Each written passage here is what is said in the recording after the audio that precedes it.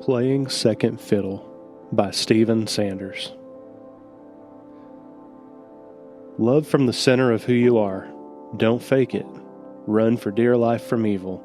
Hold on for dear life to good. Be good friends who love deeply. Practice playing second fiddle. Romans 12:9-10 in the Message version. Shortly after I decided that I wanted to write a blog post on this passage of Scripture, a funny thing happened. For the second time this week, I received a work email from one of my fellow employees titled, "Free Hanover Tomatoes in the Break Room." Now, as a lover of all types of tomatoes, especially those of the Hanover variety, I got this email and quickly rushed down the steps to the break room where I found a couple more of my workmates. With a speedy, "Hey guys," I made a beeline for the table where people place all the free stuff. As I opened the bag and reached inside, I discovered that there was just one delicious Hanover tomato left. I reluctantly picked it up and turned to toss the bag into the trash when one of my colleagues exclaimed, "Oh man, the last tomato?" "Here you go, man," I said. After all, I still had a delicious Hanover tomato in the fridge from earlier that week. He said, "No, I can't. It's fine, man." "No, really," I said. "Please take it." "Okay, if you say so," he said. As I walked towards the door to head back upstairs, he said, "Wait, here you go, man. It has a couple holes in it anyway." "Are you sure?" I replied, as I reached out for the delicious Hanover tomato. "I'm positive," he said. "I mean, you may want to slice it up or put it on a sandwich or something like that." "You guys are embarrassing me," said one of the other workmates jokingly.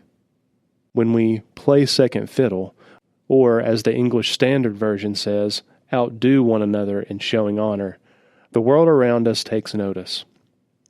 It's the defining mark of a Christian, and ultimately what causes us to shine.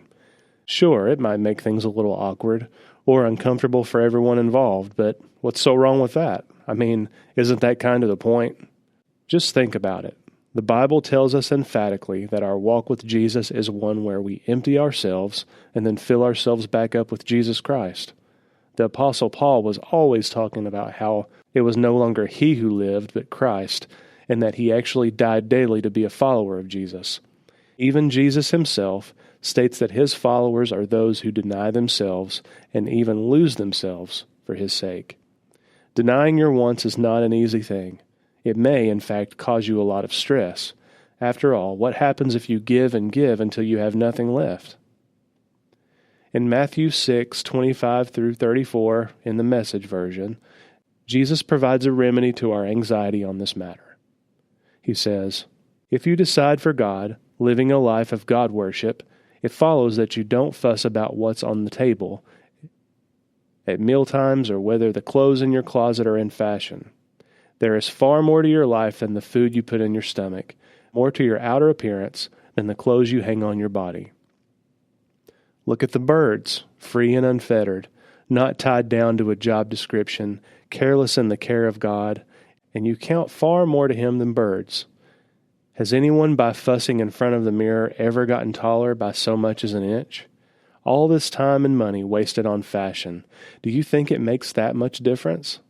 Instead of looking at the fashions, walk out into the fields and look at the wildflowers. They never primp or shop. But have you ever seen color and design quite like it? The 10 best-dressed men and women in the country look shabby alongside them. If God gives such attention to the appearance of wildflowers, most of which are never even seen, do you think he'll attend to you, take pride in you, do his best for you? What I'm trying to do here is to get you to relax, to not be so preoccupied with getting, so you can respond to God's giving. People who don't know God and the way he works fuss over these things, but you know both God and how he works. Steep your life in God reality, God initiative, God provisions. Don't worry about missing out.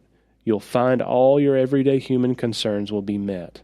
Give your entire attention to what God is doing right now. And don't get worked up about what may or may not happen tomorrow. God will help you deal with whatever hard things come up when the time comes. Intersecting faith and life. Surrendering to Jesus is the only way to supplement all of the discomfort we experience when we go without so someone else can receive. Be on the lookout for opportunities to display sacrificial love today while relying on Him for comfort. For further reading, check out Mark 12, verses 28 through 31, Philippians 2, verses 1 through 4, and Ephesians 5, verse 14. And as always, check out fantastic resources on faith, family, and fun at crosswalk.com.